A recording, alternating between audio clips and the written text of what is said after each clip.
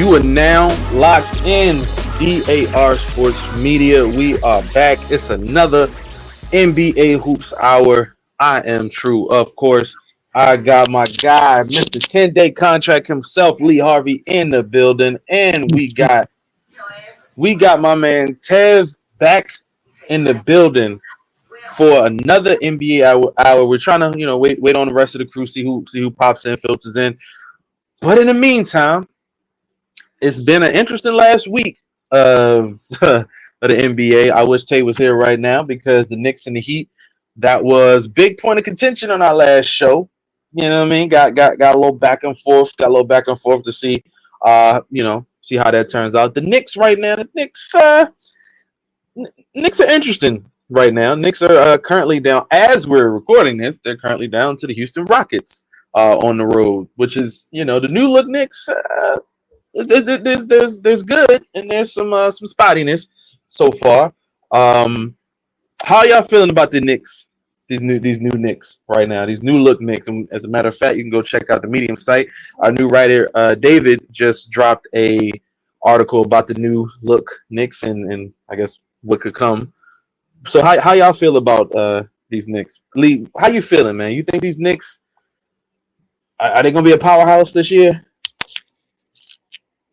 In due time, but for now, I think it was either their last game or the game before last.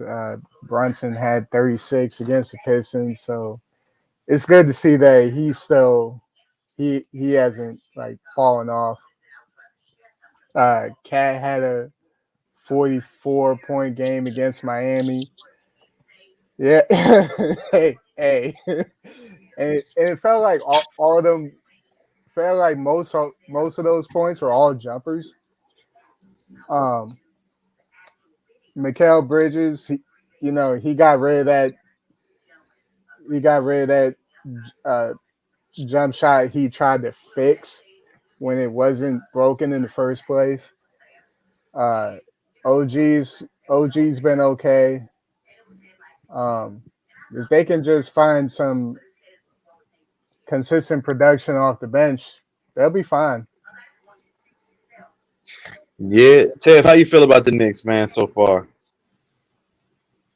Uh, I got two feelings. I'm disgusted first off because that 44 point game from Cat against Miami still got my heart broke. But and I mean I feel kind of the same way I came into the season feeling about them. Like I knew it was gonna take some time for them to adjust and for Cat to get integrated into the offense and fully be able to work with things. But I think like Lee said, in due time they can be a powerhouse in the East. They third right now. It's the Cavs, Boston, then them at 3-2. So yeah, I think in due time, once everything started to mesh correctly, they'll probably stay in that 3 spot. I They'll be feel like that. I feel 1 to 4 range, 2 to 4 range. Yeah, I feel that. It looks like right now nobody in the East is really competing with Boston as we are recording this. Unfortunately, the Boston Celtics are, as I just looked, it was up 28 on the Atlanta Hawks. Um, Trey Young, man, Trey Young and the Atlanta Hawks. Do any of you feel like it's time for Trey Young to move on from Atlanta? I know they just moved DeJounte Murray, obviously, before the season started. But does anybody feel like maybe it's time for Trey Young to kind of see his way out? Lee, what you think, man? Um, I thought if they were going to trade him, it would probably be in the off season when they had to make a decision. It was either trade Trey or DeJounte. And they decided to stick with Trey and uh, move DeJounte. And right now they need that floor general with Jalen Johnson. He's had a couple of decent games. Dyson Daniels had a nice game against his former team. And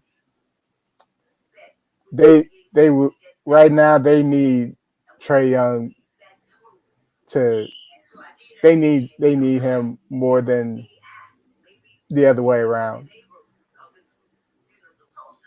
Yeah, I definitely agree with that. Tev, how you feel about these Hawks, man? You think it's time for Trey Young to kind of? I mean, I I say think one. I was I gonna say say, is one Trey more Young with year. Hawk? Is he with Clutch Sports still? Or he moved on from Clutch Sports. I feel like he moved on from Clutch Sports, right? I'm not Or am sure. I I feel like he or am I moved. I can't thinking? remember. Yeah. Okay. Well, But if he's with Clutch Sports, we might see some movement. Uh, Mm. depending on how depending on how this season goes, we might see some movement. But yeah, what would you saying, Ted? I think one more year because he got this year, next year, and then 26, 27. He got a player option. So I think this year should be like if they do bad, which they more than likely be like a mid tier play in, below play in top team. He he might get fed up and ask out. I don't think they should, just because, like we said, they need that floor general. They are. He's a walking 25-11, 25-12 every year, but it's not Yeah. really productive for him to stay with Atlanta. So I think if this year goes wayward, I think he should ask out. Yeah, I mean, it might be time. It might be time for Trey to look elsewhere, unless Atlanta's going to do something to kind of give him. I guess I hate to use that term, but give him enough help to make them somewhat of a formidable challenger again. One team I do want to talk about that's actually in the Eastern Conference. Their record isn't great right now, but considering the way that they're playing and some of the players are playing, they have caught my eye. And I'm talking about the Brooklyn Nets. Now, Mm. Dennis Schroeder, I have nothing good to say about Dennis Schroeder. Just want to, just there's never a time I want to say anything positive about this man. But I can't front on his game so far this year. I mean, right now they're going against the as we're doing this, they're going against the Grizzlies, and I think he got like 9-2 right now. But he's been averaging like 20 plus, a game with, Mm-hmm. tons of assists. He's been looking formidable. Cam Thomas looking solid. I mean, they finally take the chains off Cam Thomas. He can get buckets like he's been known to. Cam Johnson been very consistent in terms of knocking down his threes, hitting the shots, and scoring. Nick Claxton, I don't know if he's living up to the necessarily the contract, but that would be up kind of more up to Nets fans to decide that than me. But does anybody feel like the Nets could be a potential play-in team in the Eastern Conference, considering the Eastern Conference itself has a little bit of little bit of a little bit cold, I think like you mentioned, Ted, the Knicks were what, 3-2, Yeah. and they're in third or whatever. So Mm-hmm. it's not like everybody's jumping off the page early on. It's early on. We like 6, 7, 8 games in, but do you feel at all? I'm gonna start with you, Lee, that the Nets could potentially over time grow to be a playing team this year? If Cam and Dennis can consistently play like that, they can sneak into the play-in. Um, getting 20-point games from Cam Johnson, that help. Also get some contributions from Dorian Finney-Smith uh, off the bench. If they can get something off the bench with Cam and Dennis, they can be a playing team, especially in the East. And I feel like that's the caveat right there, right? Especially in the East, because the Mm-hmm. East right now, like starting off, like the West is like the wild, wild West. You know what I'm saying? Like Mm-hmm. you got all these different teams that's going out there and performing, and in the East is kind of like, What you think, Tev? Do you see at all any chance for the Nets? I can see them getting 10 spot because Cam is averaging 26.6, 27 basically. Dennis Schroeder, I don't know how realistic it is for him to stay at 20, but I mean, they all pretty much got the green light right now. So all they need to maintain, they're in the 8th seed right now. All they need to maintain is that range, like stay 10th, and they can get in. I think they're capable of doing it. And quiet as kept, Ben Simmons ain't been entirely ass. Like his stats look ass, but he really hasn't been like noticeably terrible. So The I think they question can is, maintain the 10th spot. can Ben Simmons stay on the fucking floor to maintain Great those question. not so ass play that he's been doing? So I would like to see the Nets. I would like to see the Nets in that 9 to 10 range. You know what I'm saying? Maybe 9, so they can host the host the playing game, so we can just kind of see what the atmosphere is like for that team, especially with Cam Thomas. Once again, don't want to see Schroeder succeed at anything, but I like Cam Thomas. I've always liked Cam Thomas, and I just think he's been a bucket for a while now. But I do see the Nets staying in that 8 to 10 range. But I could definitely see them, if any injury happens to one of Cam or Schroeder, I could absolutely see them bottoming out and going to like 12th, 13th, you know what I'm saying, in the East, because it's like that. Now, another team I want to talk about, I want to kind of stick with the Eastern Conference a little bit because the Eastern Conference is interesting. I thought a team that I was kind of on the fence about was the Chicago Bulls at one point. To me, I was on the fence about them. I wanted to see the Bulls do good. But it does not look like right now they're down to the Jazz. And mind you, the Jazz are trying to tank for Cooper. So clearly, if you're losing to the Jazz at home, something's wrong. Something's really wrong. And I'm just wondering. It obviously was time to blow the Bulls up because they got Josh Giddey, they got rid of DeMar DeRozan, they got rid of Alex Caruso, and Zach LaVine's still there, but Zach LaVine can still go out there and get you 25 a game if he's healthy. But is it time for the Bulls to just say, you know what? Like, I mean, a lot of people felt like they were going to tank anyway once they got Giddey. But is it time for them to just say, nah, I think we need to get rid of Zach, see what we can get for him? And if so, who do you see as a team that could use a Zach LaVine? What you think, Lee? A team that could use a Zach LaVine? Yeah.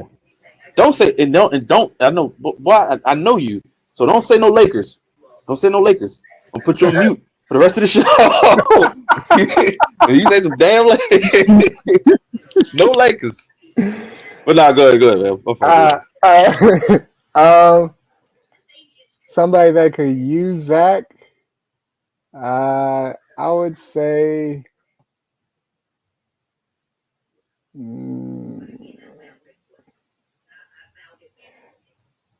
Pacers. Interesting. That's interesting. I mean, they already don't have the best defense, so I mean, hey. Yeah, and I mean, I feel like if they could get him, that could open up the floor a little bit, for Tyrese, because Tyrese so far hasn't had that start that he had last year, where he was playing at an All NBA level. He stinks this year for sure. Yeah, to the point where Evan Turner is saying adulting is admitting that Halliburton is mid. Like if you have Evan Turner saying that you're mid, then we're not off to the best of starts. I mean, who the fuck is Evan Turner really? I mean, me and honestly, what's his opinion really matter? But I mean, you're right though. Halliburton has not been good so far this year. The Pacers don't look. But that's interesting. I want to go back to the Zach LaVine to the Pacers. If that were to happen, who do you see going to the Bulls for Zach LaVine? Because Zach LaVine has like a $44 million contract. That's a sizable contract, and I don't know what the Pacers have that would make sense. If that makes sense. Well, Miles Turner has been in trade rumors for a while now. Miles Turner. I would say, yeah. But no, go ahead. I would like to see a Zach LaVine, Tyrese Halliburton, and a couple of those other guys. Siakam, Siakam. I think that's a good. I won't say big three because usually big three implies a certain type of like a certain type of three players. So I would not call that a big three, but I definitely would like to see. I would like to see Zach LaVine catching Halliburton passes. You know what I'm saying? I think that would be beautiful basketball. Tev, who do you feel, Tev, would be a good fit for Zach LaVine? Because clearly he's not going to stay in Chicago. Like that's clear. He's not staying there. So what do you think is a good fit for him going forward? All right, I got a kind of another interesting one. I would say the Spurs. Just so he can be in more of a. And I hate what I'm about to do right now. I'm about to give Chris Paul props, but oh, that's the worst show ever, bro. We having the worst. No, this hurt right here. But I feel like he can be with more of an organized point guard, something like Holly, but obviously more veteranship with Chris Paul, and obviously you got freak of nature Wemby already out there. But I think they need more scoring to be able to keep up, and Zach LaVine obviously is a bucket, so I think he needs to be somewhere where he can be free, but also have somebody out there like Chris Paul to be able to control the pace, and Wemby, who's also another threat on the big man side and versatile in every other facet of the sport. That he could pass the ball to the score. So I think the Spurs will be a good spot for him. It's interesting you mentioned the Spurs because the Spurs right now, maybe it's me, but they haven't kind of jumped out at me yet. And I think Wemby's still not necessarily going through growing pains. I don't think he has to grow at all in general, but I think there's certain elements of this game to where the Spurs, they aren't maximizing what they can do just yet. And I think Chris Paul is a great facilitator for that. But I still think the Spurs they're like, I mean, maybe they are a Zach LaVine away from being like a formidable playoff team, right? So maybe that's what they need. Like the Western Conference, I know I've been yapping about the Eastern Conference a little bit, but I think the Western Conference is interesting. Right now, as we speak, I don't know how this is going to end. Before the show ends, we will have the results. But the Lakers are currently down almost by 10 to the Pistons on the road. The Warriors are up 14 on the Wizards, and it's about 3 minutes left. Looks like the Warriors are going to improve to 6-1 so far on the year. And they just got Steph Curry back, who was not, completely active. He only played, I think, 11 minutes in the first half or something like that. And obviously they're going to be a little touchy about his injury. But I'm going to start with Tev on this one. Tev, you've been doing a lot of coverage of the Warriors on our Medium site. You've been, you were one of our Warriors guys. How are you feeling about the Warriors? Because I see some of the detractors and some people saying, oh, they haven't played anybody really, really good yet. They haven't, blah, blah, blah, blah, blah, blah. But a lot of teams haven't played anybody good yet or haven't played a top-tier team, and they look stank and not as good as the Warriors have. So how you feel about these the Dubs right now, man? The Dubs, they kind of iffy for me because last year they started off just like this. They started off 5-1, and we all know what happened. Everything went downhill. We had players complaining and pouting, chucking shots, mad they not getting what they want. I just threw a whole bunch of strays, but just a lot of. It wasn't cohesive. They weren't playing together as they are now. So I want to say that they're going to be good. They're going to continue to be good this year. But you just never know with this team because Kerr could absolutely go back to what he's always known for: terrible lineups. Y'all know the gist of Steve Kerr. I don't think I was gonna make myself mad going down the list, but Buddy Hield, it has been amazing. Andrew Wiggins is looking like 22 Wiggins. Kyle Anderson was a good pickup. Melton was a good pickup. Like I said, only thing that I wrote it in my article. Only thing they're really liking is size, but they can make up for it with the speed that they have and being able to push the pace, still being able to rebound at a high level. So I won't say fully like size is fully the problem, but with Steph back, if once Steph get back to his full level, I think they can maintain. I want to say they can miss the play-in. I want to say it. But they scare me. I still got I got PTSD from them. So that Rockets game, hey man, that Rockets game is prime PTSD right there. Cause, yes. but I will say this: those games are the type of games that last year the Warriors would have lost. Mhm. So it's and it feels like they've turned a corner because they playing quote unquote bad teams. But those are the same teams they had like close games with. You know what I'm saying? That's like the basketball equivalent of you having close battles with bill collector type shit. Like that's how it feels when you're saying that. And I think the Warriors being able to say go against the Wizards and not fall into the trap of missing Kuzma wasn't playing and stuff like that. So you're getting Steph back. It's an adjustment. Steph, obviously, you have to kind of adjust a little bit, but they're still playing pretty well. Like I said, as we're doing this, it looks like 2 minutes left. They up double digits. It looks like that, unless something crazy happens, that they're headed for another win. They got Boston on Wednesday. That will be the toughest challenge so far of the year. But Boston, for every great game they have when they cooking somebody, they have another game or two where they might, they lost to the Pacers in overtime. And we saw that. So there's always a chance. If you have a formidable offense, you can play defense. And as we've seen, the Warriors can do both. Obviously, they need to keep. And I don't want to say this because I know Tev has his feelings about this guy. Keep Pods off the floor as much, and I actually think they look a little better if they keep little Pods off the floor because a lot of the defensive issues seem to happen when he's on the floor, and I think it's I have to give a lot of credit to Trace Jackson Davis so far for the Warriors. I think he has been great, and I think he's excelling in the role he has.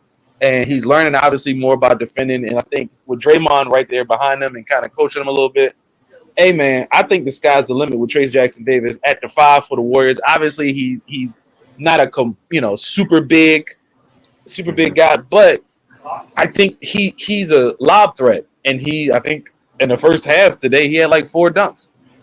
4 dunks in the first half, if not more. So the Warriors have not had that.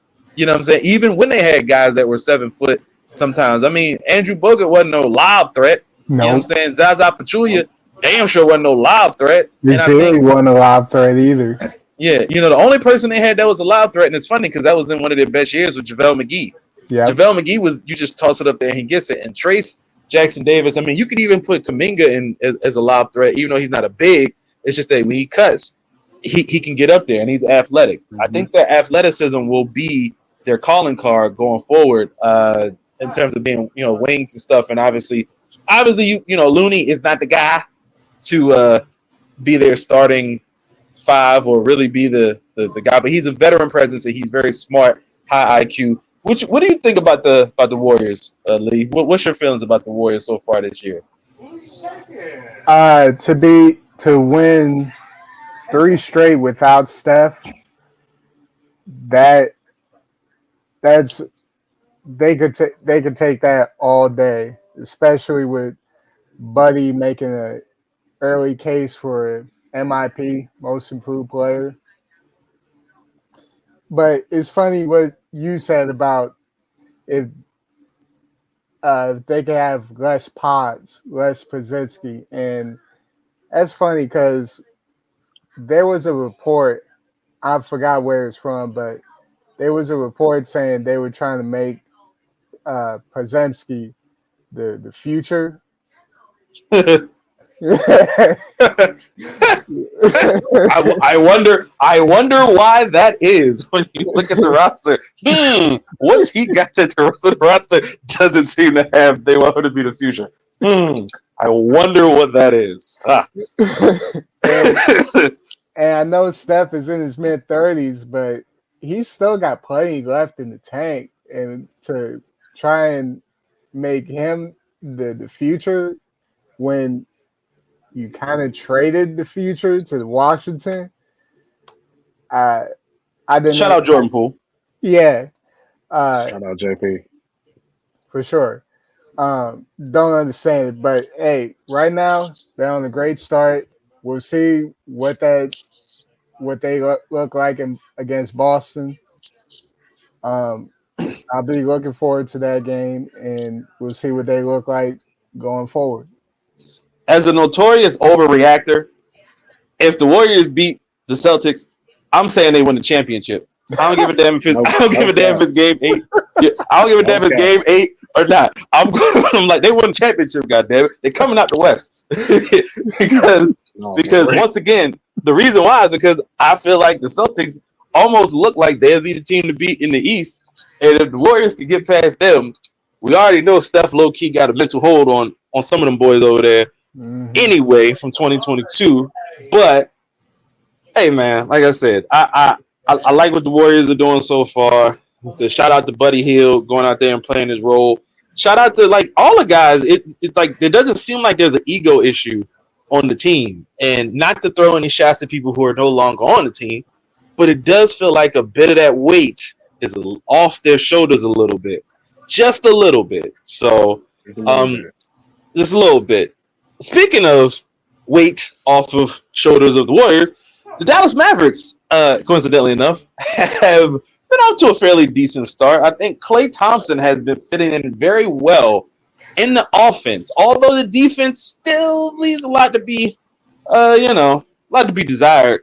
How's everybody feeling about the Mavs? This Luka, Kyrie, Clay thing. How's everybody feeling about that? Let me start with Lee first, man. How you feeling about the Mavericks? Do you feel like they're in a place to get back to where they were last year in the finals, or do you just feel like that was just kind of a lucky break? I wouldn't call it luck, but I'll say this: we'll know what Dallas looks like come playoff time. These early these these early starts are typically where Luca just goes off, and then he kind of keeps it up all the way throughout the season. Kyrie is Kyrie. Um, Clay, he just he just has pretty much one role, and it's just when you catch it, shoot it. It's pretty much it. Um, I like what I'm seeing from Gafford, and Yeah, and PJ's had some decent games. Lively's been doing good off the bench. Um, they they've had a pretty decent start. Um, but yeah, like I said, we won't know who Dallas really is until the playoffs start. yeah, Exactly. yeah. So what you feel, Tev? You think the same thing? Kind of want to wait and see. No, how's it feel, man? How's it feel seeing Clay go out there in that ugly ass 31 jersey, and That shit hideous, bro. it's just nasty business. Just Some nasty nasty business, work. man. Just But nah, terrible. I agree with both of y'all that Clay was definitely a good pickup. Even I used to, and I just did. I used to throw shots at Clay on the TL. I do still think he's a valuable shooter. He's shooting 37% right now. He hasn't really been shooting well these past few games, but I think Clay is one of those. He's one of those players that, I mean, obviously shooters have slumps, and at some point he's going to pick up and shoot astronomically insane, and Mm-hmm. that's when we'll kind of see like the true power of the Mavs. Because obviously Kyrie's going to be Kyrie, Luka's going to be Luka, but once Clay really starts to like go insane like he usually does at some point in the season, and then the playoffs come, then I think that's when we're gonna see the full power of the Mavs. But I think they're 4-2 right now, so I think they're doing a pretty good job at covering for his mid type shooting. But yeah, like Lee said, I think toward the playoffs next year, 2025 hit, I think that's when we'll see the Mavs at full strength. Yeah, it's gonna be interesting to see how these Mavs turn out. Speaking of at full strength, the Orlando Magic are currently taking on the Oklahoma City Thunder as we record this, and they are not at full strength. Our guy Paulo is he's out for. I'm sorry, did it say indefinitely? That's what I read on the injury report. That's what it looked like. It said 4 to 6 weeks. 4 to 6 weeks. Lee, man, what do you think that does for the Magic? Because without him, it's going to be rough. So what do you think these next 4 to 6 weeks? What do you think they should game plan for, and how do you think they're going to look by the time he gets back, record wise? It won't be great. They just have to do what they can. Franz Wagner is just going to be the guy offensively. They're going to have to expect more from Suggs offensively, and he really hasn't been asked to, score 20 a night, but now he has to. Cole Anthony, he said he's played like dog crap to start the season, and can't disagree with him, but he's going to find a rhythm. Gary Harris, he's kind of disappeared since that first game. And Wendell Carter, he's dealing with knee tendonitis, and who knows how long he'll be out for. It's not looking good for the Magic, and by the time Paulo comes back, they might have an uphill battle to get back in good standing in the East. Yeah, it's gonna be rough. And I want to just real quick before I pass it to Tev, you made a mention of Jalen Suggs not being asked to score 20. They pay that nigga $30 million a year. You better go out there and get 20. Hey, At that point, like, you better go out there and get 20. We like follow out, nigga. You gotta do something. You better do something. Shit. Yeah. I mean, $30 million a year. Like, I can't even get 2% of that right now. And shit, nigga. That nigga's lucky. That nigga's lucky. You get $30 million. You better go out there and do that. So I'm with you. So Tev, how you feel about that, man? How you feel about the Magic and their chances without basically their best player? I think the moment Paulo went down, it became an uphill battle. Yeah, because they just played so well together, especially with him in. Franz definitely is gonna. I don't want to say he's gonna struggle, but again, it's gonna be an uphill battle for him just because again they play so well together. All right, bro. Jalen Suggs has to step it up. The next highest scorer is Mo Wagner. He averages 11. Franz and Jalen average 17 apiece. I think they'll need somebody else to step up for them to win some games. But for now, that offense is going to struggle. Offense and defense is going to struggle without him, without Paulo. Yeah, it's gonna be interesting. But I guess this is an important thing to mention. This is the first time I think we can mention it all season so far. Paul George apparently suiting up in about 35 minutes from this time we're recording. Whatever the result of that game is by the time you hear this, that'll be very funny. But Paul George finally suiting up for the 76ers. Can only assume. Oh, wait. I'm sorry. Let me double back, actually, for a second, since we're on the topic of the 76ers.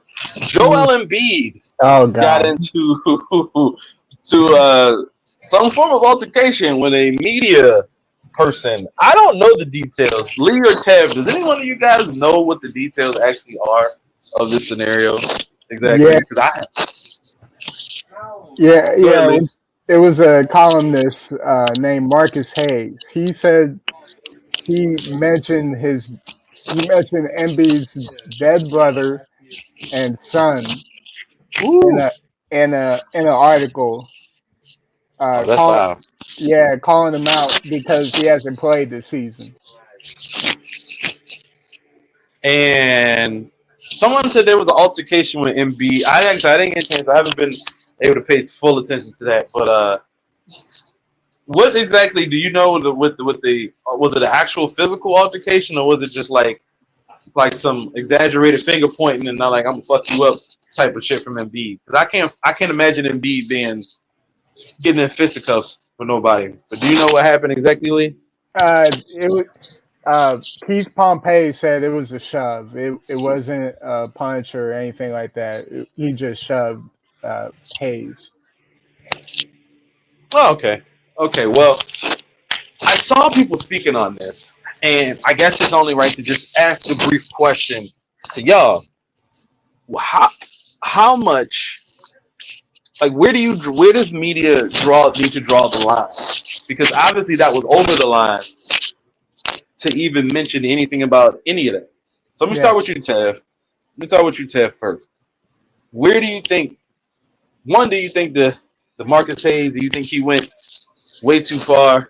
And if so, what makes media people nowadays feel like they have the right? Because I could definitely talk about some of the Bay Area media members and some of the stuff I've seen over the years for the Warriors and some of the stuff that I've seen them do. Some of the Knicks people as well. What do you think about that whole situation, Tev? I'm gonna just give a overall answer that would cover the whole Joel Embiid thing because I got a bunch of feelings about the media. I think they should all just keep it basketball and not. You can tiptoe the line. There's ways to tiptoe the line within the realm of basketball, but keep it professional. They go out. These players go out there to hoop. They do their job. You coming in there asking them about personal things that don't have anything to do with the sport that they're playing. Trying to get clicks, clickbait, and all this stuff. That shit not cool. I feel like they should just keep it strictly professional, strictly basketball. I agree Because with it's you. just like the Joel Embiid situation. He only shoved him. He could have punched him. Mm-hmm. He could have did I'd way punch his more. ass. Yeah, I'd punch his ass. I'd that nigga So out. just for stuff like that to not happen, keep it basketball. Facts. How you feel about that, Lee? Now, Lee, would you have after you got off the court from your 10-day contract and a media member say something disrespectful? What's your reaction if you in Joel Embiid's in his position? Man, in his position, I would have. It would have been a shove or something else. It would have been more of the same, maybe not worse, because we've seen media members take things a bit too far, and this is one of them.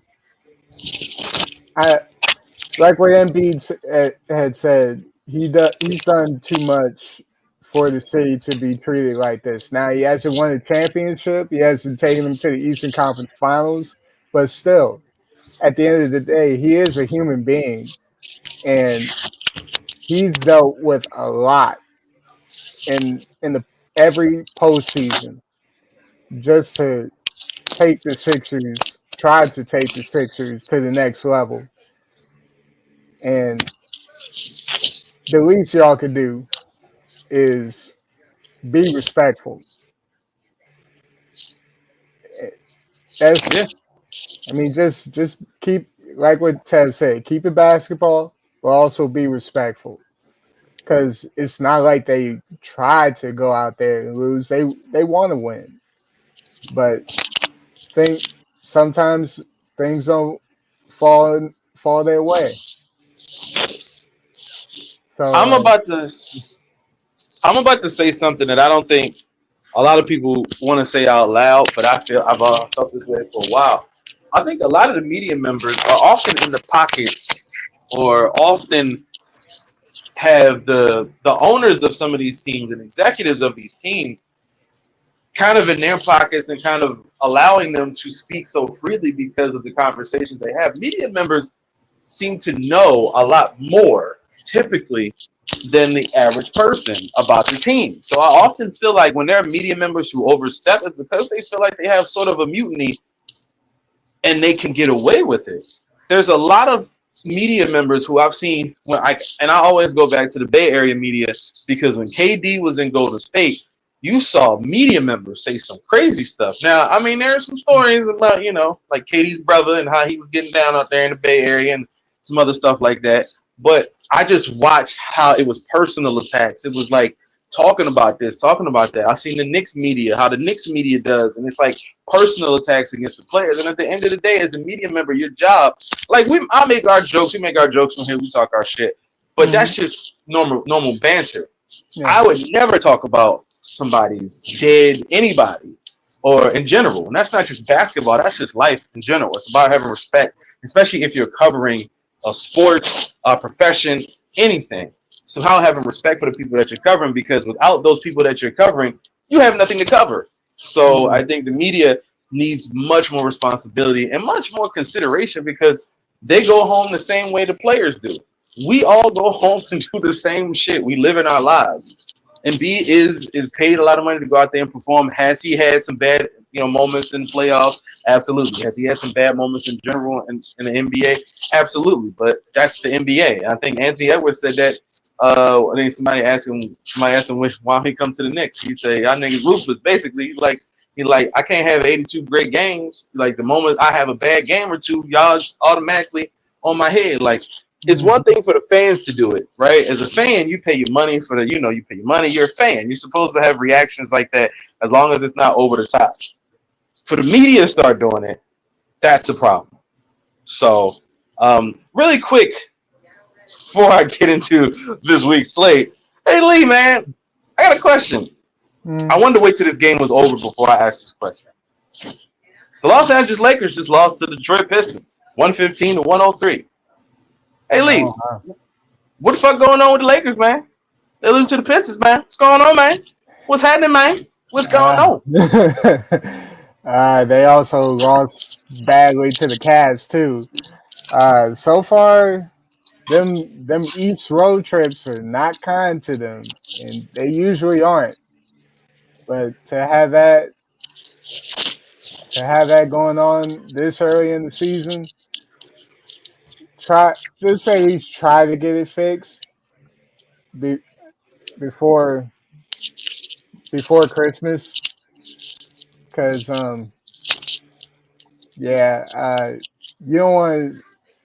you don't want to be in a play-in situation again and be like, oh, if we just beat the Pistons or if we just beat the Nets, then we wouldn't be in this situation, Yeah. So the reason why is I was kind of laughing to myself when you said by Christmas is because typically December, January is when LeBron teams tend to get their trades ready. We get the sub tweets out, we get the post game interviews. I don't necessarily see that happening this particular season because I actually don't think LeBron cares as much as people think. I really don't believe he cares. I think LeBron's legacy has been solidified for years. He has nothing left to prove. He is literally here to play with his play basketball with his son, collect another 40, 50 mil, and go home to his fine ass wife, man. The man is living the dream. Goddamn. The nigga's living the American dream. It's the American dream, man. You a billionaire. You got everything you ever wanted. You got a fine ass wife, and your son is playing on the most popular team pretty much in the United States next to you. Mm-hmm. What more do you need? LeBron, from me to you, brother, go home. Retire. Go home. You don't need this. You don't need to be 4-3 and have to be coached by JJ Redick. JJ Redick's not a bad coach. But if my last few seasons in the year I'm be coached by JJ Redick, nigga, I'm going home. I am going home. I'm going home to my lovely daughter, my other kid, my wife. I got a mansion and shit. You got 22 goddamn shoes of LeBron. Go home. Just go home, brother. You don't need none of this shit. I will say Anthony Davis has been Very, very good to start the season. He, to me, like I said before, he's the most important player on the team. They will go as far as he takes them because, like I said, I don't think LeBron really cares as much. Like LeBron can obviously still turn it on. He's still great at what he does. Mhm. It's just you can't do that. You're almost 40. You don't want to do that every night at 40. You don't want to do that. That's wear and tear. He also has to stay healthy. He puts a lot of money into his body to stay healthy, but as we saw, even with that, the last couple of years, he's had injuries, extended injuries for him, which was very rare to have extended injuries for him to be out. So I'm just wondering if you're losing games to the Pistons and you're losing to the Cavs is different. The Cavs right now look like honestly the best damn team in the league, really. Right now, speaking of that, aside of the Cavs looking like the best team in the world right now, well, I guess next to the Celtics. What the fuck is going on with the Milwaukee Bucks? I mean, I know what's wrong with them, but is it time already to put Doc Rivers in the hot seat? Are we about to get an early season termination after they did the bullshit they did to Griffin last? Are we about to see the end? Can I say something? Yes, Can I say please. something about Doc, bro? They need to yell at him, man. Take him behind the scenes. Let him know what's about to go on. Walk him down real easy, bro. Your career over. Like it's over, bro. You're done. It should have been over. They should have never brought you back. You should have stayed where you was at. You need to go behind. They need to take him behind that shed, walk him down real easy, and get him out here. I don't disagree with you on that. I just wasn't expecting that to be the route you was about to take. I didn't know you were about to go to the old yellow route. I was like, but all right. It's over, bro. It's over for him. Real quick, I do want to make a mention. Dame Lillard has been off to like a kind of a rocky start this season. The game tonight against the Cavs, he actually, legit, like he had like 36 and 7, and it looked like a very good game. Shout out to Bobby Portis. Bobby Portis put up 21 and 18. That's some Giannis numbers right there. Mm-hmm. So, big respect to Bobby Portis, but. Shout out, first of all, hey, bro, shout out to Darius Garland. I got to say, shout out to Darius Garland. He had 39 and 8. Jared Allen is looking like Jared Allen is just off to a really good start this year. The Cavs are rolling right now. I can't say I'm entirely surprised, but I'm also am a little bit shocked. I didn't think we'd be off to this good of a start. So shout out to the Cavs for doing that thing, man. 8-0 to start the season. The Bucks right now, currently, I believe, are 1-6. 1-6. Yeah. 1-6. And Giannis was out tonight. I guess the question is there a way to turn this around for the Bucks, or are we looking at the end of the Bucks' chance? The window looks closed anyway. And when you hire Doc Rivers, you close your window in general. But let me ask you, Lee. Is all hope lost for the Bucks? Is this it? It's a wrap? They done? Man, if somebody's season is over after 7 games, then we got bigger issues. Honestly, it honestly just goes back to player development. Because you did trade Drew to get Dame, but honestly, what have they done player development wise since they won the title? They did draft a couple of young guys. Beauchamp, they did draft him, but he don't get no run at all. They drafted, I think his name is AJ Johnson, first round pick from this past year's draft. He don't seem to get no run either.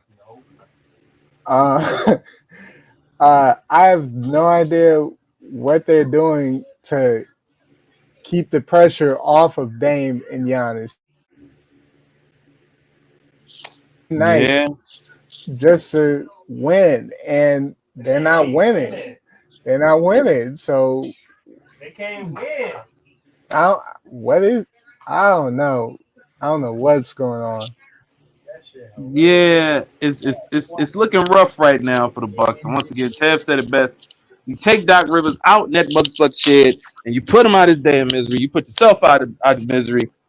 But before we get out of here, this week coming up, man, we got some games on tap for the week. Some goodies, man. We got some goodies. Wednesday's slate is looking pretty good. November 6th, the day after the election, we got, well, Paul George is playing tonight, as I mentioned. So we'll see Paul George in the 76ers. They're taking on the Suns tonight. They will be taking on the Clippers on Wednesday. That could be a very good game. Maxey and Paul George suit up against James Harden and Terrence Mann and Norman Powell and them. That could be a solid game. The game, there's two games I guess two games of the night on Wednesday, maybe three, really. The Warriors and Celtics, obviously a game you want to. I mean, right now the Warriors are 6-1. They play very well on the road right now. Steph Curry has historically played well when he goes into Boston. This is a new look Warriors in terms of how fast paced they're moving and stuff like that. So that'd be an interesting game. Warriors and Celtics. We got the Lakers and Grizzlies. I don't know how great of a game this is going to be, but I always find the Grizzlies and Lakers game to be interesting. It's either going to go one of two ways. The Lakers get out to a hot start, blow them out up until the fourth quarter, and when the Grizzlies make like a little bit of run to cut it to like 10 or 12 and lose, or the Grizzlies blow out the Lakers. That's typically how these games tend to go. There's not very many close games between those two teams. So I'm interested to see that game. The Cavs and the Pelicans are actually another good game, a potentially good game. But the game that caught my eye the most, the Thunder and the Nuggets. Now, last week when we talked, I believe Lee, you said Jamal Murray was kind of disappointing you, right? So Yes. far, right? I think how do you feel right now about the Nuggets right now? Not much better. Not much. Yeah, there hasn't been much improvement, honestly. Jokic is still Jokic, but Murray in that game in Minnesota only had 6 points, and that's with Porter Jr. having a nice game and Gordon having over 30. But if they had gotten some from Murray, they would have won that game in Minnesota. I agree. Yeah. And Westbrook, at this point in his career, you can't count on him to win you a game. You can, if you could just get something from him, that'd be a bonus. But Denver right now is still a struggle. Yeah, it has not been great. The Russell Westbrook thing. I mean, we kind of all figured this was going to turn out the way it does. Wednesday, there is a game that I'm looking at that I am curious to ask Tev about. The Miami Heat coming to Phoenix to take on the Phoenix Suns. Tev, how you feel about that game? Terrified. I ain't even gonna say a lot to you. I'm scared. I'm scared, bro. If I'm not mistaken, Book was just named the Player of the Week, right? Yes. Yep. With him going crazy, KD being KD, and Bam not really. Bam he's starting to pick it up, but Jimmy is the one that's scaring me because he hasn't really been what he should be. I mean, you would think like this is his last year on his contract, and I mean, I know he said he don't really care about the money at this point, but we all know how this go. But Yeah, I don't think there's gonna be a good game for Miami. If it is, great. But I'm terrified. Well, speaking of terrified, I can only say that this next week, I want to briefly go back to Golden State. This week, I didn't realize this because I guess I didn't realize what this road trip looked like exactly for Golden State. So it's great that they're 6-1 right now because goddamn it don't look great this week for Golden State. They got Boston on Wednesday. They have the Cavs. So you're playing the top two teams in the Eastern Conference right now. Pretty much back to back. One on Wednesday, one on Friday, and then Sunday they go to take on Oklahoma City Thunder. Golden State, whoever made their schedule, they gave them some decent games to start off, but goddamn it, don't look great right here. But as I said, as a overreactor, if they come out of these 3 games and go 0-3, 3-0, 2-1, they win in the championship. I just want to put that out there. If them niggas go 3-0 and beat these 3 teams, this team's going to the championship. You gonna get that out of me.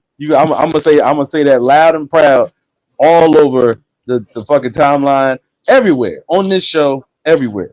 Well, let me ask y'all both. I got a theory. Can I add something? I got a theory. No, go ahead. You got it. Yeah, go ahead. All right. So last year, this is how I knew the Warriors season was going to be like a little rocky. Last year, they lost to the Cavs both times.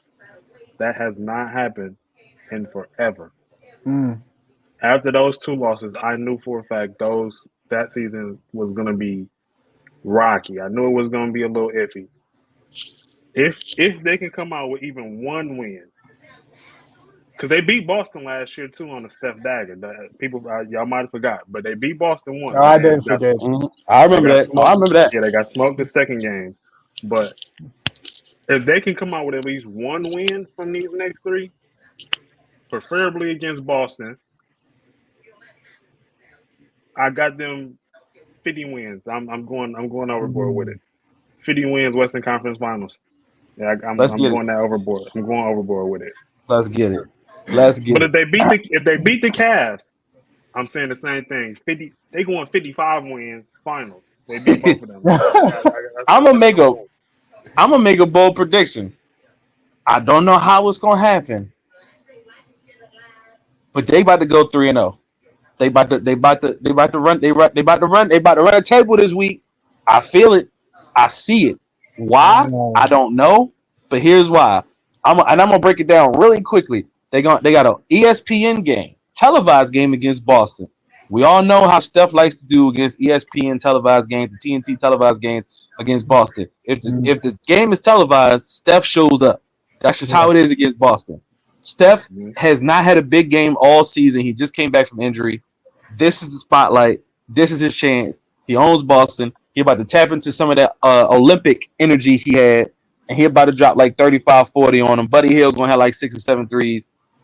Boston's going to take the L. They're going to go, and they're going to have a really close game against the Cavs, and then Steph is going to close it out because Donovan Mitchell's going to try to shoot a shot in like the wee minutes of the like last seconds, and it's going to brick. And that's going to be Steph. And then they're going to go into OKC, and we all know how Steph do when he go to OKC. We all know this. We all know the history of Steph in OKC. The Warriors in general, when they go to OKC, typically play a very good game offensively. So I think they are a better team than they were last year. I don't think they were a horrible team last year. It's just that I don't think they had defined roles and people knew what to do. I think this team is different in the sense that if you need somebody who can go out there and get you 15 off the bench, you can put Moses Moody in. If you need somebody who can get you 5 or 6 threes, you put Buddy Hield in. If you need to go to somebody, right? Andrew Wiggins is playing like you know what I'm saying? Andrew Wiggins is looking like he used to look before. Obviously, it hasn't been perfect, but if he's playing defense and the Warriors can defend like they have been, I think everything is it should be fine. Let me ask you real quickly before we get out of here. Is there any game this week on the slate that you is a must see for you? Any particular game?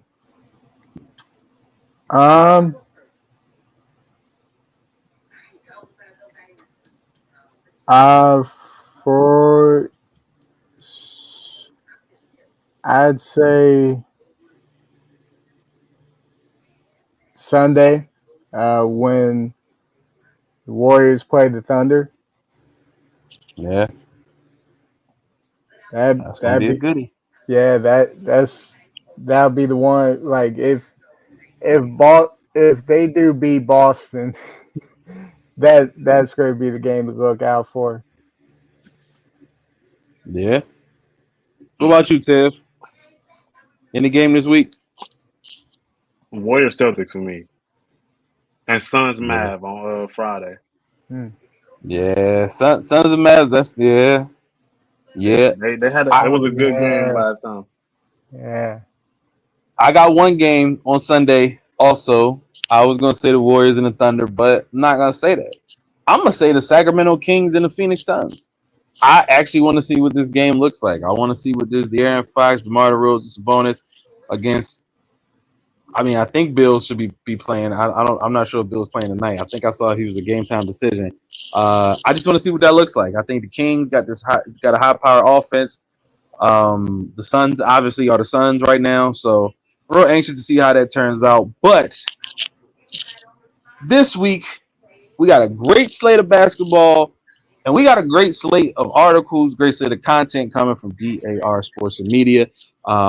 Actually, by the time we record next week's episode, my album, Soul Revival 6, will be out.